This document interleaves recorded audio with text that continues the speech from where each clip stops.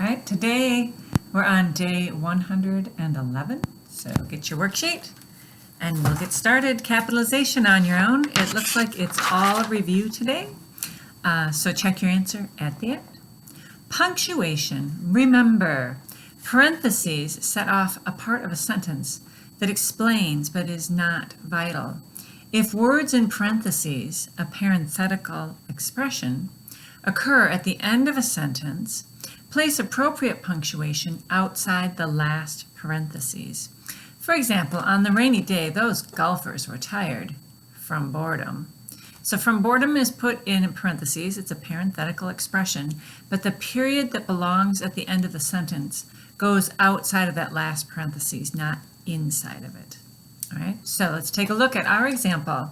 Some teachers' assistants helped in the classroom, or they graded papers that, sometimes when you don't have the punctuation, it's hard to read the sentence. Some teachers' assistants helped in the classroom, or they graded papers. That overwhelming task isn't their favorite.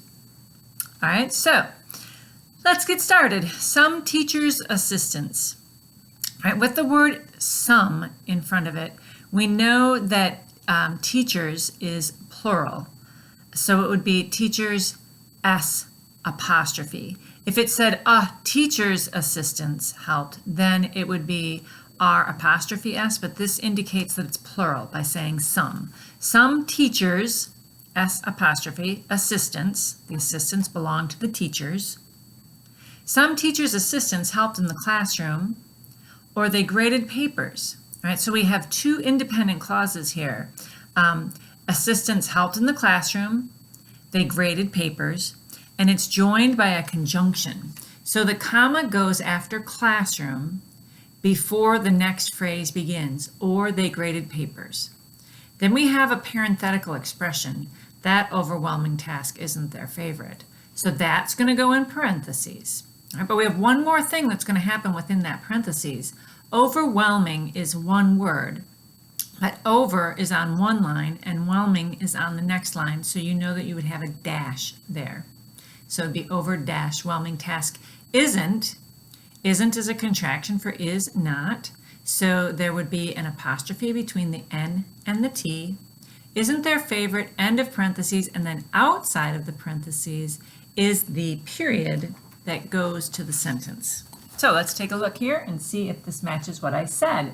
Some teachers' assistants helped in the classroom, comma, or they graded papers, parentheses, that over dash whelming task isn't their favorite, end of parentheses, period. And you also saw that isn't has the contraction.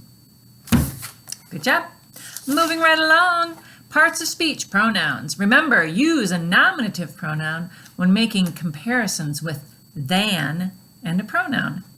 Reminder, nominative pronouns include I, he, she, we, they, who, you, and it. So let's take a look. Circle the correct pronoun. I speak faster than. There's the word than. We were just told that you're going to take that than takes a nominative pronoun. So is her a nominative pronoun? Nope, it's not on the list. Is she? It is. So the correct answer is she, because than takes a nominative pronoun. Jenny wants to speak with you and, would it be I or me? Well, with, if you remember, is a preposition. And so the object of the preposition would be in the objective case. So if you go way back to day 43, it lists for you what the objective pronouns would be. I don't know if that's focusing in for you to see. Object of preposition takes an objective pronoun, and the objective pronouns are me, him, her, us, them, whom, is there another one? You and it. So let's come back to our sample. Jenny wants to speak with you and him. Him is an objective pronoun, so here we go. Oh, I'm sorry. I don't know where I came up with him. It's we. It's me. It's Monday morning here. on day 111, and apparently my brain's not fully awake. But you look at day 43 for your list of objective pronouns, and there you find me is an objective pronoun. Okay, I'm just going to keep right on going on. Sentences, fragments, and run-ons. A run-on sentence expresses too many thoughts or is not punctuated correctly, causing the thoughts to run together. Write F if the word is a fragment, RO if the words form a run-on, and S if the words form a sentence. So let's take a look at the first one. His neighbor came over for a visit but stayed until after midnight and then wanted everyone to go out to eat, and nobody wanted to do that. That's a lot of information. That's more information than belongs in one sentence, so that would be a run-on. And for your bonus, I would like for you to punctuate that sentence and change it around however you need to make it a sentence, not a run-on. B, I want to be a better friend. That contains one complete thought, subject, verb. So that one is a sentence, S. C, that ambassador arrived at the United Nations for a meeting and was first to speak about universal rights of women. Let's take a close look at that one. It seems like there's a lot of words.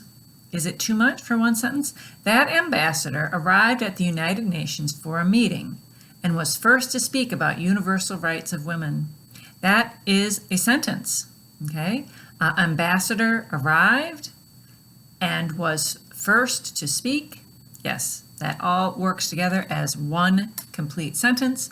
Therefore, it is an S for sentence. All right, next we have sentence combining.